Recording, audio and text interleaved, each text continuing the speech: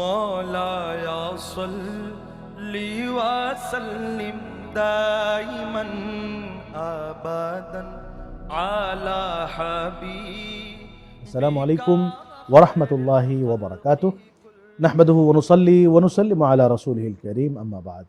সুপ্রিয় দর্শকবৃন্দ, পৃথিবীর যে প্রান্ত থেকে আপনাদের প্রিয় অনুষ্ঠান শাহনশাহ জিয়াউল হক মাঝভান্ডারী ট্রাস্ট কর্তৃক আয়োজিত আলোকধারা দেখছেন, সকলকেই জানাচ্ছি আন্তরিক শুভেচ্ছা এবং মোবারকবাদ। আশা করছি সবাই ভালো আছেন এবং সুস্থ আছেন।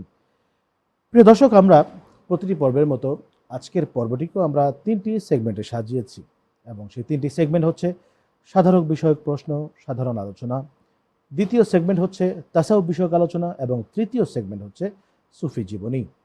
আজকে এই তিনটি বিষয়ের যে প্রথম বিষয়টি নিয়ে আমরা আলোচনা করব এবং এই বিষয়ের উপর আলোচনা করার জন্য আজকে আমাদের স্টুডিওতে আমন্ত্রিত অতিথি হিসাবে যিনি রয়েছেন, চলুন তার সাথে আপনাদের সাথে পরিচয় করিয়ে দিচ্ছি। আজকে আমাদের সাথে রয়েছেন কাদেরিয়া তৈবিয়া আলিয়া কামিল মাদ্রাসার সম্মানিত আরবি প্রভাষক এবং মশরিকুল্লাহ দরবার শরীফ মসজিদের সম্মানিত খতিব মুফতি সৈয়দ মোহাম্মদ মঈনুদ্দিন হিলাল।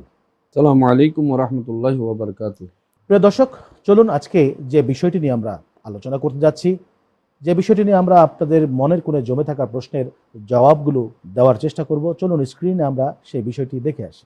مولاي صل وسلم دائما। আজকের বিশ্বে নৈতিক অবক্ষয়, অন্যায়, বৈষম্য ও মানবিক মূল্যবোধের সংকট সমাজকে ক্রমেই অস্থির করে তুলছে। এমন সময় মানবতার জন্য এক অনন্য দিক নির্দেশনা হয়ে আছে মহানবী সাল্লাল্লাহু আলাইহি ওয়াসাল্লামের বিদায় হজের ভাষণ, যার মূল ভিত্তি পবিত্র কোরআনের শিক্ষা। কোরআন মানুষকে ন্যায় বিচার, সত্যবাদিতা, পারস্পরিক সম্মান ও তাকওয়ার শিক্ষা দেয়। বিদায় হজের ভাষণে রাসূল সাল্লাল্লাহু আলাইহি ওয়াসাল্লাম ঘোষণা করেন, কোনো আরবের উপর অনারবের কিংবা অনারবের উপর আরবের শ্রেষ্ঠত্ব নেই।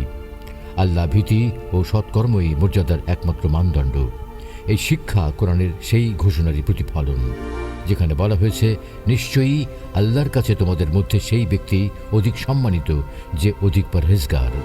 বিদায় ভাষণে তিনি মানুষের জীবন, সম্পদ ও সম্মানকে পবিত্র ঘোষণা করেন, নারীর অধিকার রক্ষার নির্দেশ দেন এবং সুদ, শোষণ ও অবিচার পরিহারের আহ্বান জানান। এসব মূল্যবোধ কোরআনের ন্যায় ও ইনসাফ প্রতিষ্ঠার শিক্ষার সঙ্গে গভীরভাবে সামঞ্জস্যপূর্ণ। আজ যদি ব্যক্তি, পরিবার ও রাষ্ট্র কোরআনের আদর্শ এবং বিদায় হজের ভাষণের নির্দেশনা অনুসরণ করে, তবে সমাজের সততা, ন্যায় বিচার, ভ্রাতৃত্ব ও মানবিক মূল্যবোধ পুনঃপ্রতিষ্ঠিত হবে। নৈতিক সংকট কাটিয়ে একটি শান্তিপূর্ণ, ন্যায়ভিত্তিক ও কল্যাণময় সমাজ গঠনের জন্য এই শিক্ষাগুলো আজও সমানভাবে প্রাসঙ্গিক। আলহামদুলিল্লাহ, আমরা অলরেডি দেখে নিয়েছি যে আজকে যে বিষয়টি নিয়ে আলোচনা করতে যাচ্ছি, আর তা হচ্ছে সমাজের নৈতিক সংকট নিরসনে বিদায় হজের ভাষণের গুরুত্ব। চলুন আজকে আমরা এই বিষয়টি নিয়ে আলোচনা করব যে রাসূল করিম সাল্লাল্লাহু আলাইহি ওয়াসাল্লাম যিনি বিদায় হজের ভাষণে গুরুত্বপূর্ণ দিক নির্দেশনা দিয়েছেন, সেই দিক নির্দেশনাগুলো মেনে কি করে আমাদের সমাজের যে নৈতিক সংকটগুলো সৃষ্টি হয়েছে, মানবিক সংকটগুলো সৃষ্টি হয়েছে, আখলাক চরিত্রের সংকটগুলো সৃষ্টি হয়েছে, এগুলো নিরসন কি করে করা যায়, আজকে আমরা সৈয়দ মঈনুদ্দিন হেলাল তার কাছ থেকে জেনে নেই। মূলত দশম হিজরিতে হুজুর পাক সাল্লাল্লাহু তাআলা আলাইহি ওয়াসাল্লাম সাহাবাদেরকে নিয়ে, লক্ষাধিক সাহাবাদেরকে নিয়ে যেই হজ করেছিলেন এবং হজের শেষে জিলহজের 9 তারিখে আরাফার ময়দানে নবীজি সকল সাহাবাদ এবং অনাগত সকল মুসলমানদেরকে লক্ষ্য করে একটা ভাষণ দিয়েছিলেন নবীজির সকল উম্মতকে কেন্দ্র করে। সেটা হচ্ছে বিদায়ী ভাষণ বা বিদায় হজ্জের ভাষণ বলা হয়। এই ভাষণে নবীজি মুসলমানরা কিয়ামত পর্যন্ত যেন দিশেহারা না হয়, আপনার তাদের পথ যেন তারা ভুলে না যায়, সিরাতুল মুস্তাকিম থেকে যেন তারা সরে না যায় এবং নবীজির যে রেখে যাওয়া উত্তম আদর্শ সেটা থেকে যেন বিচ্যুত না হয়, সেজন্য নবী করিম সাল্লাল্লাহু তাআলা আলাইহি ওয়াসাল্লাম এক মহামূল্যবান ভাষণ দিয়েছিলেন, যেটা হচ্ছে বিদায়ী ভাষণ বা বিদায়ী হজ্জের ভাষণ। যেহেতু এটা নবীজির সর্বশেষ হজ এবং সর্বশেষ ভাষণ ছিল এটা। এখানে নবী করিম সাল্লাল্লাহু তাআলা আলাইহি ওয়াসাল্লাম সকল উম্মত এবং সকল মানব জাতিকে লক্ষ্য করে একটা কথা বলেছিলেন যে আজকে থেকে সকল ধরনের ভেদাভেদ তথা কালো মানুষ, সাদা মানুষ, গরিব, ধনী, সকল ধরনের ভেদাভেদ নবীজি কী করেছেন? চূর্ণ করেছেন। সেটাকে হারাম করে দিয়েছেন। কোনো ধরনের ভেদাভেদ থাকতে পারবে না। এবং নবীজি আমাদেরকে বিদায় হজ্জের ভাষণে এটাও বলেছেন যে তোমরা দাস দাসের প্রতি ভালো আচরণ করো, তোমরা যেরকম খাও তাদেরকেও সেরকম খেতে দাও, তোমরা যেরকম পড়ো তাদেরকেও সেরকম পড়তে দাও, কারণ তারাও মানুষ।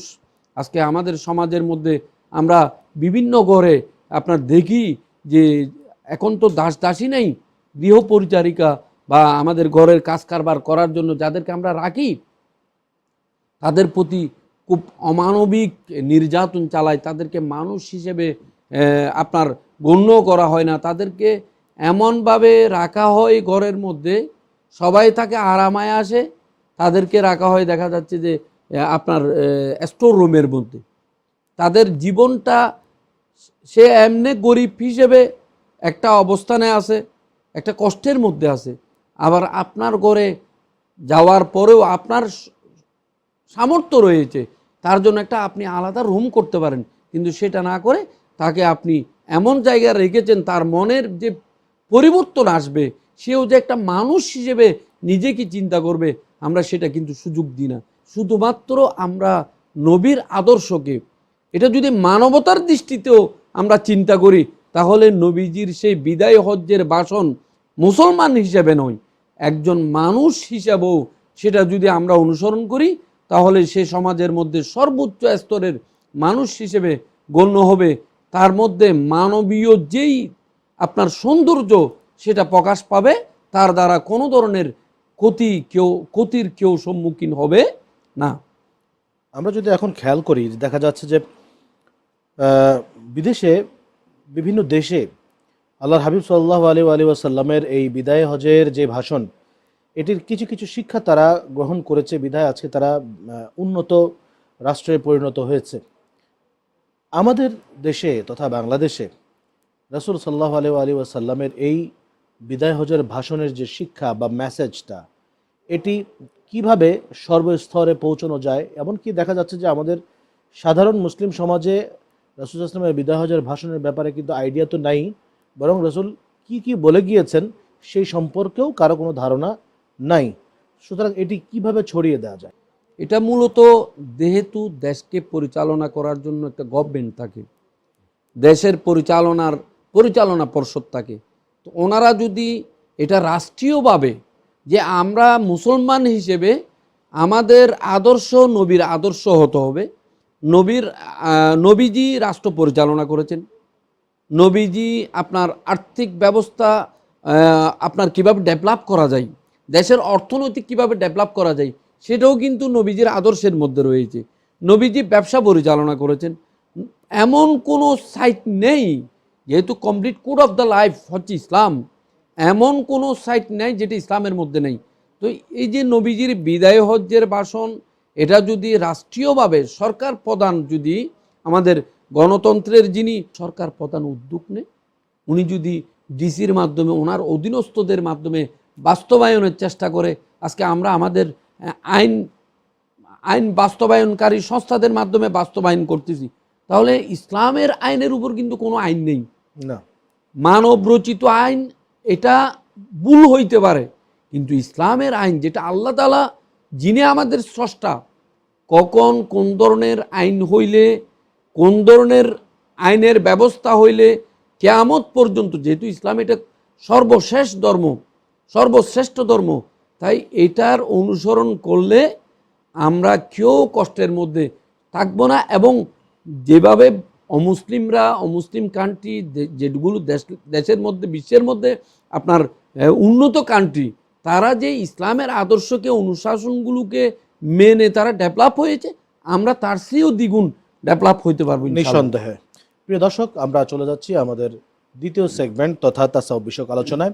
মাওলায়া সাল্লি ওয়া সাল্লিম দাইমান। আমরা আজকে তাসাউফ বিষয়ক আলোচনা এই সেগমেন্টে যে বিষয়টি নিয়ে আলোচনা করব তা হচ্ছে ইনসাফ বা ন্যায়পরায়ণতা। ইনসাফ হচ্ছে এমন একটা বিষয়, যে বিষয়টি যখন মানুষের ভেতর থেকে হারিয়ে যায় তখন সেই মানুষটির সাথে পশু পাখির সাথে কোনো তফাৎ থাকে না, কোনো পার্থক্য থাকে না। মানুষকে আকল দেওয়া হয়েছে এবং সেই আকলের পরিমাপ, সেই আকলের কার্যক্রম কিন্তু আবর্তিত হয়ে থাকে ইনসাফ ভিত্তিকভাবে। তো সেই ইনসাফ নিয়ে আজকে আমরা কথা বলবো। মোহতারাম, ইনসাফ এর কথা যদি আমরা বলতে চাই, রাসূল সাল্লাল্লাহু আলাইহি ওয়াসাল্লাম তিনি ছিলেন ইনসাফের মূর্ত প্রতীক, সবচাইতে ইনসাফকারী এবং ইনসাফ করেন বলা আছেন আল্লাহ হাবিব সাল্লাল্লাহু আলাইহি ওয়াসাল্লাম। তো রাসূল পাক সাল্লাল্লাহু আলাইহি ওয়াসাল্লামের ইনসাফটা কেমন ছিল? তার নিকটাত্মীয়, দূরাত্মীয়, কাছের মানুষ, দূরের মানুষ, নিজের ধর্মের মানুষ, ভিন্ন ধর্মের মানুষ, এই তার ইনসাফটা সকলের প্রতি কেমন ছিল সেই বিষয়ে একটু জানাবেন। মূলত ইনসাফ হচ্ছে কি, ওয়াদউস-সাইয়্যি আলা মাহাল্লি, একটা বস্তুকে তার জায়গায় রাখাটা হচ্ছে ইনসাফ। যে বস্তুটা যেখানে রাখা দরকার সেই জায়গায় বস্তুটা রাখা হচ্ছে ইনসাফ। যেমন একজন আপনার অধীনস্থ কর্মচারী, তার আপনার প্রাপ্য তাকে দেয়া, আপনার পরিবারের মধ্যে আপনার স্ত্রীর প্রাপ্য স্ত্রীকে দেয়া, আপনার সন্তানের প্রাপ্য সন্তানকে দেয়া, সেটা হচ্ছে ইনসাফ। হুজুর পাক সাল্লাল্লাহু তাআলা আলাইহি ওয়াসাল্লাম ইসলামকে দুনিয়ার আনাচে কানাচে প্রতিষ্ঠিত করার জন্য, ইসলাম যে সত্য ধর্ম, ইসলাম যে কল্যাণের ধর্ম, সেটা ইনসাফের মাধ্যমেই হয়েছে। হুজুর পাক সাল্লাল্লাহু তাআলা আলাইহি ওয়াসাল্লাম পরিবারের প্রতি, সমাজের প্রতি, রাষ্ট্রের প্রতি ইসলাম কায়েম করাটাকে প্রাধান্য দিয়েছেন এবং ইনসাফের মাধ্যমে সমাজ পরিচালনা করা, আপনার প্রতিবেশীর হক প্রতিবেশীকে দেয়া, আত্মীয়র হক আত্মীয়কে দেয়া। নবীজি ইরশাদ করেন বুখারী শরীফের হাদিসে পাক, ফাতি কুল্লা জি হকিন হক্কাহু, যার হক যেটা তুমি তাকে সেটা দিয়ে দাও। এটা যদি আমরা মেনে চলি তাহলে অবশ্যই আমাদের দ্বারা ইনসাফ কায়েম হবে। আর ইনসাফ যখন কায়েম হবে তখন আমাদের পরিবার, আমাদের সমাজ, আমাদের রাষ্ট্র প্রত্যেক ক্ষেত্রে আপনার শান্তি বজায় থাকবে। ইনসাফ না থাকার কারণে সমাজের মধ্যে দুর্নীতি বেড়ে যাচ্ছে। আপনি একজন আপনার এলাকার মেম্বার বা এলাকার চেয়ারম্যান, তাকে দিয়েছেন যে এই 20 টন বা 30 টন চাল গরিবের মধ্যে বন্টন করে দিতে।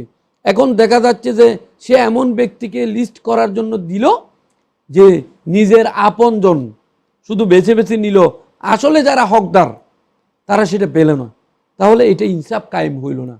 এমন ব্যক্তিকে দায়িত্ব দিতে হবে যার মধ্যে ইনসাফ রয়েছে। আজকে আমরা আমাদের ইসলামের ইতিহাস যদি দেখি, মুসলিম শাসকদের যদি অবস্থা দেখি, তাহলে ওনারা এভাবে সমাজের মধ্যে ইনসাফ কায়েম করেছেন। সেখানে গরিব, মিসকিন, আপনার অসহায়, মুসলমান, অমুসলমান, আমি মুসলমান বলে আমি চিফ জাস্টিস, আমি আদালতের চেয়ারে বসে আছি, আমি আমার ভাই মুসলমান, আমার কাছে বিচার নিয়ে এসেছে সে অমুসলিম, আমি মুসলমানের পক্ষে রায় দিলাম, অমুসলিমের পক্ষে আপনার কি দিলাম না, রায় দিলাম না। এটা হচ্ছে ইনসাফের টোটালি খেলাফ। যেটা মৌলা আলী শের খুদা রাদিয়াল্লাহু তাআলা একটা জীবনী, ওনার একটা লোহার বর্ম ছিল, যুদ্ধ আপনার যেটা ড্রেস, সেটা হারিয়ে ফেলেছে, পেয়েছে এক ইহুদি। উনি এখন একদিন মৌলা আলী শের খুদা রাদিয়াল্লাহু তাআলা ওই ইহুদির কাছে যখন ওই ড্রেসটা দেখলেন, বললেন এটা তো আমার ড্রেস। বলে আপনার ড্রেসে আপনার কি প্রমাণ আছে? বলে আমার তো কোনো প্রমাণ নেই। উনি মৌলা আলী শের খুদা রাদিয়াল্লাহু কাজী সোরাই রাদিয়াল্লাহু তাআলার কাছে নিয়ে গেলেন। তখন কাজী সোরাই রাদিয়াল্লাহু তাআলা বললেন আপনার প্রমাণ দিন। তখন আমিরুল মুমিনিন, তিনি চতুর্থ খলিফা ইসলামের, তিনি বললেন না আমার তো কোনো প্রমাণ নেই এটা যে আমার। তখন কাজী সোরাই রাদিয়াল্লাহু তাআলা উনি চিফ জাস্টিসের আসনে বসে আমিরুল মুমিনিন খলিফাতুল মুসলিমিনের বিপক্ষে রায় দিয়েছে। তথা বর্মটা যেহেতু প্রমাণ নাই, আল বাইয়িনাতু আলাল মুদ্দাই, যিনি দাবি করবেন বস্তু তাকে অবশ্যই প্রমাণ দিতে হবে। যেহেতু প্রমাণ নাই, ওই বর্মটা দিয়ে দিলেন ইহুদিকে। ইহুদি এটা পেয়ে নিয়ে যাচ্ছেন। কতটুকু যাওয়ার পরে ইসলামের যে আদালত, ইনসাফ যে ইসলাম এর পক্ষে ইনসাফ কায়েম করে ইসলাম, সেটার বাস্তবতা দেখে ইহুদি এসে বললেন না আসলেই এটা হচ্ছে মৌলা আলী শের খুদা রাদিয়াল্লাহু তাআলার ড্রেস, যুদ্ধা ড্রেস, এটা আমার নয়। এটা দেখে ইসলামের আদর্শ দেখে আপনার কি করলেন, সাথে সাথে মুসলমান হয়ে গেলেন। সুবহানাল্লাহ। এটাই হচ্ছে ইনসাফ। আপনাকে ধন্যবাদ। প্রিয় দর্শক, আমরা আমাদের অনুষ্ঠানের তৃতীয় সেগমেন্ট তথা সুফি জীবনীতে চলে যাচ্ছি। মাওলায়া সাল্লি لي وسلم دائما আজকের সুফি জীবনীতে আমরা আলোচনা করব হযরতে মাওলা আলী শের খোদা রাদিয়াল্লাহু তাআলা আনহু তথা আল্লাহর হাবিব সাল্লাল্লাহু আলাইহি ওয়া আলিহি ওয়াসাল্লামের ভাই, আল্লাহর হাবিবের জামাতা, ইসলামের চতুর্থ খলিফা এবং তাসাউফের জগতে যিনি হচ্ছেন মুকুট, তাসাউফের জগতে যিনি হচ্ছেন সম্রাট, সেই হযরতে মাওলা আলী শের খোদা, তার জীবনী সম্পর্কে আজকে আপনার কাছ থেকে কিয়দাংশ জানতে চাইছি। মৌলা আলী শের খোদা রাদিয়াল্লাহু তাআলা ওনার এত বেশি ফজিলত নবীজি বর্ণনা করেছেন, ওনার শানে অসংখ্য আয়াত করিমা নাজিল হয়েছে, যেগুলো এই সংক্ষিপ্ত পরিসরে বলে শেষ করা যাবে না। উনি যে সমস্ত বান্দারা একদম শুরুতে ইসলাম ধর্ম গ্রহণ করেছেন, যেমন মা খাদিজাতুল কুবরা রাদিয়াল্লাহু তাআলা, মৌলা আলী শের খোদা রাদিয়াল্লাহু, হযরত সিদ্দিক আকবর রাদিয়াল্লাহু তাআলা, আপনার যুবকদের মধ্যে বলা হচ্ছে সর্বপ্রথম যিনি ইসলাম ধর্ম গ্রহণ করেছেন তিনি হচ্ছেন মৌলা আলী শের খোদা রাদিয়াল্লাহু তাআলা। 600 হিজরিতে বা 601 হিজরিতে ওনার এই খ্রিস্টাব্দে 600 বা 601 খ্রিস্টাব্দে ওনার জন্ম হয়েছে বনি হাশেমের মধ্যেই। উনি ছোটোকালে যেহেতু ওনার বাবাকে হারিয়েছেন, খাজা আবু তালেব এন্তেকাল করেছেন, তো নবীজি ওনাকে কি করেছেন, লালন পালন করেছেন, নবীজির আদর্শে উনি আদর্শিত হয়েছে। উনি আহলে বাইতে রসুল সাল্লাল্লাহু তাআলা আলাইহি ওয়াসাল্লামের অন্যতম একজন সদস্য, যাদের শানে আল্লাহ তাবারক ওয়া তাআলা আয়াতে তাতহির তথা পাক পবিত্রতার আয়াতে করিমা নাজিল করেছেন, মুবাহালার আয়াত নাজিল করেছেন, যাদের শানে নামাজের ভিতরে দানের আয়াত নাজিল করেছেন আল্লাহ তাবারক ওয়া তাআলা। সাথে সাথে নবীজি অসংখ্য হাদিসে পাক মৌলা আলী শের খোদা রাদিয়াল্লাহু তাআলা আনহুর ফজিলত সম্পর্কে বলেছেন এবং ওনাকে হযরত হারুন আলী ইসলামের স্থলাভিষিক্ত করেছেন নবীজি। এবং সাথে সাথে নবীজি অসংখ্য রেওয়ায়ত রয়েছে, নবীজি এরশাদ করেন আন নজরু ইলা ওয়াজহি আলিয়্যুন ইবাদাতুন, যে মৌলা আলী শের খোদা রাদিয়াল্লাহু তাআলা আনহুর চেহারা মোবারকের দিকে দেখাও ইবাদত। আন নজরু ইলা আলিয়্যিন ইবাদাতুন, মৌলা আলী শের খোদা রাদিয়াল্লাহু তাআলা আনহুকে দেখাও ইবাদত। এবং গদির হুম, যখন হুজুর পাক সাল্লাল্লাহু আলাইহি ওয়াসাল্লাম আপনার বিদায় হজ শেষ করে যে মক্কা শরীফ মদিনা শরীফের মধ্যখানে একটা জায়গা যে গদির হুম যেটা, ওখানে মৌলা আলী শের খোদা রাদিয়াল্লাহু তাআলা আনহুকে ওনার হাত মুবারক ধরে বলেছিলেন যে মৌলা আলী শের খোদা রাদিয়াল্লাহু বেলায়েত ঘোষণা করেছেন ওই দিন, মান কুনতু মাওলাহু ফাআলিয়্যু মাওলাহু। এবং নবীজি এটাও বলেছেন আনা মিন আলিয়্যুম মিন্নি ওয়া আনা মিন আলী, যে আমি আলী থেকে, আলী আমার থেকে, এটাও বলেছেন।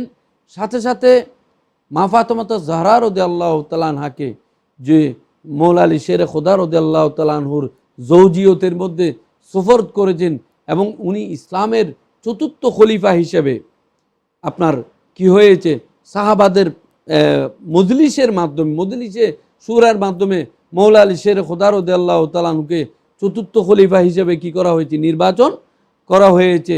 ওনার অগণিত অসংখ্য ফজিলত রয়েছে, যেটা সংক্ষিপ্ত পরিসরে বর্ণনা করে শেষ করা যাবে না। সর্বশেষ কথা হচ্ছে আল্লাহ তাবারক ওয়া তাআলা ওনাকে টোটাল আলমের দরজা বানিয়েছেন।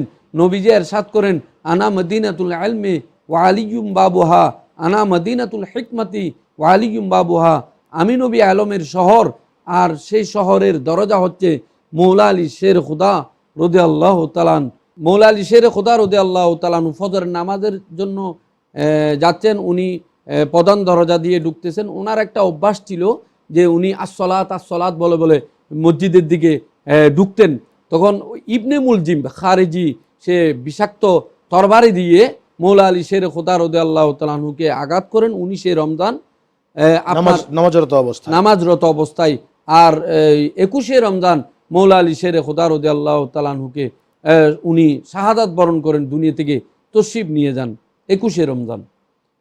তো এবং উনি ওনার পরিবার বর্গকে, ওনার নিজের 2 পুত্র হাসানাইন করিমাইন, যাদেরকে নবীজি আপনার প্রাণের চেয়েও বেশি মহব্বত করতেন, ভালোবাসতেন, যারা নবীজি যখন নামাজরত অবস্থায় নবীজির গর্দান মোবারকের উপর ওনারা 2 নাতনি চড়তেন, তখন নবীজি সিজদাকে লম্বা করতেন। সাহাবায়ে কেরাম রিদওয়ানুল্লাহি তাআলা আলাইহিম আজমাইন চিন্তায় পড়ে যেতেন। তো নবীজি, এটা আল্লাহর পক্ষ থেকে হুকুম হতো, যতক্ষণ ওনারা স্বেচ্ছায় নামতেন না ততক্ষণ নবীজির আপনার সরে পাক তুলতেন না সিজদা থেকে। তো এই ওনাদেরকে নবীজির উম্মতকে বাঁচানোর জন্য, ইসলামের জন্য কোরবান করে দিয়েছেন। হাসানাইন করিমাইনকে, যারা জান্নাতের যুবকদের সর্দার, যাদেরকে মহব্বত করা, ভালোবাসা আমাদের জন্য কর্তব্য ছিল, ওনাদেরকে পর্যন্ত কোরবান করে দিয়েছেন। শুধু নবীজির উম্মতকে কিভাবে বাঁচানো যাবে, নবীজির উম্মত পরবর্তীতে কিভাবে হক এবং বাতিলের পার্থক্য করবে, ন্যায় অন্যায়ের পার্থক্য করবে, আর মৌলা আলী শের খুদা রাদিয়াল্লাহু তাআলা সেটাই উম্মতের জন্য করেছেন। আপনাকে অসংখ্য ধন্যবাদ। প্রিয় দর্শক, আপনারা জানেন যে আমাদের এই আলোকধারা অনুষ্ঠানটি শুধুমাত্র টেলিভিশনেই নয়, বরং বিভিন্ন সোশ্যাল মিডিয়া তথা ফেসবুকে, ইউটিউবে এবং অন্যান্য আরও যে নামকরা মিডিয়াগুলো রয়েছে সেগুলোতে প্রচারিত হয়। সেই সাথে আমাদের নির্ধারিত একটি ওয়েবসাইট রয়েছে, সেই ওয়েবসাইটে গেলেও আপনারা আমাদের প্রত্যেকটি পর্ব সেখানে পাবেন, ইচ্ছে মতো আপনারা দেখে নিতে পারবেন। তো সেখানে আমাদের বিভিন্ন ভাই বোন তারা প্রশ্ন করে থাকেন, তাদের বিভিন্ন জানার বিষয়গুলো তারা আমাদের কাছে জিজ্ঞেস করেন। তো সেই জিজ্ঞাসার বিষয়গুলো আমরা এই টেলিভিশনের মাধ্যমে তাদেরকে জানানোর চেষ্টা করি। তো সেই ধারাবাহিকতায় আজকে আমাদের সেই রুহের আয়নায় আমরা চলে যাচ্ছি এক ভাইয়ের প্রশ্ন নিয়ে। মওলায়া সাল্লি ওয়া সাল্লিম দাইমান। এক ভাই আমাদেরকে প্রশ্ন করেছেন যে তার স্ত্রী পছন্দ করে না যে তার মা কিংবা বাবাকে আমি বেশি অগ্রাধিকার দেই। সে বলে যে তুমি আমার উপরে ইনসাফ করছো না, তুমি বেশি বেশি তোমার নিজের পরিবারের উপরে খরচ করো, তাদের প্রতি বেশি খেয়াল দাও, কিন্তু তুমি আমার প্রতি বেশি খরচ করো না, আমার প্রতি বেশি খেয়াল দাও না, তুমি আমার উপরে ইনসাফ করছো না। এখন আমি আমার স্ত্রীকে কি বলতে পারি, কিংবা আমি কি আমার বাবা মাকে দেখাশোনা কমিয়ে দেবো কিনা, এ বিষয়ে মোহতারাম জানাবেন। ধন্যবাদ। খুবই একটা যুগোপযোগী প্রশ্ন। মূলত মা বাবার স্থানে, স্ত্রী স্ত্রীর স্থানে। মা বাবার হক অবশ্যই মা বাবাকে দিতে হবে, স্ত্রীর হক স্ত্রীকে দিতে হবে। কারো হকের মধ্যে কার্পণ্য করা যাবে না, ইনসাফ সবার ক্ষেত্রে কায়েম করতে হবে। মা বাবাকে মা বাবার হক দিতে হবে। এক্ষেত্রে যদি স্ত্রী বলে না আপনি আপনার মা বাবাকে প্রাধান্য দিচ্ছেন, মা বাবাকে অবশ্যই প্রাধান্য দিতে হবে। মা বাপ তো মা বাবাই, তারা জন্মদাতা। কিন্তু স্ত্রীর হক যখন আপনি যথাযথভাবে আদায় করবেন, তখন হয়তো প্রশ্ন এটা আসবে না যে আপনি আপনার মা বাবাকে আপনার প্রাধান্য দিচ্ছেন এবং আপনি স্ত্রীর হক আদায় করতেছেন না। এক্ষেত্রে স্ত্রীকে আপনি কোরআন হাদিস মোতাবেক, আল্লাহ এবং তার প্রিয় মুহাম্মদ সাল্লাল্লাহু আলাইহি ওয়াসাল্লামের হাদিসে পাকগুলো শোনাবেন, বাণীগুলো শোনাবেন, বুঝিয়ে দেবেন যে মা বাবা হুমা জান্নাতুকা ওয়া নারুকা। নবীজি ইরশাদ করেছেন, মা বাপ হচ্ছে তোমার জান্নাতও তোমার জাহান্নামও। মা বাপ খুশি তো আল্লাহ এবং আল্লাহ রাসূল সাল্লাল্লাহু আলাইহি ওয়াসাল্লাম খুশি।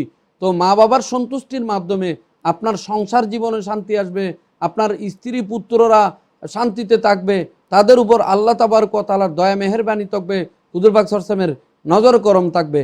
এটাই স্বাভাবিক। তাই মা বাবাকে মা বাবার জায়গায় রেখে, স্ত্রীকে স্ত্রীর জায়গায় রেখে উভয়ের হক যথাযথভাবে আদায় করার অনুরোধ রইল। আসসালামু আলাইকুম ওয়া রাহমাতুল্লাহ। আপনাকে অসংখ্য ধন্যবাদ। প্রিয় দর্শক, এতক্ষণ যাবৎ আমরা আলোচনা শুনছিলাম মুফতি সৈয়দ মোহাম্মদ মঈনুদ্দিন হেলাল সাহেবের কাছ থেকে। আসলে ইনসাফ হচ্ছে এমন একটা বিষয় যেটি নিজের পরিবার থেকে শুরু করে রাষ্ট্র পর্যন্ত প্রত্যেকটি জায়গায় এটি প্রতিষ্ঠা করতে হবে, আদারওয়াইজ শান্তি কোনোদিনই ফিরে আসবে না। এবং ইনসাফের অভাবের কারণেই আজকে আমাদের ভিতরে মারামারি, কাটাকাটি, আমাদের ভিতরে ঝগড়ার অবসান কেন যেন হচ্ছেই না। আর তাই ইনসাফের মূর্ত প্রতীক সাহাবায়ে কেরাম, রাসূল পাক সাল্লাল্লাহু আলাইহি সাল্লাম, সাহাবায়ে কেরাম, খুলাফায়ে রাশেদিন, আহলে বাইত আজমাইন, তারা হচ্ছেন আমাদের এই ইনসাফের মডেল। তাদের জীবনী থেকে আমাদেরকে ইনসাফ প্রতিষ্ঠা করতে হবে নিজেদের জীবনে। তো আসুন আজকে এই কামনা এবং প্রত্যাশা রেখে এই অনুষ্ঠান এখানেই শেষ করছি। সকলে ভালো থাকবেন। আসসালামু আলাইকুম ওয়া রাহমাতুল্লাহি ওয়া বারাকাতুহু। মুহাম্মাদুন সাইয়্যিদুল কাওনাইন ওয়া যাকালান ওয়াল ফারিকাইনি মিন উরবি ওয়া মিন আজম।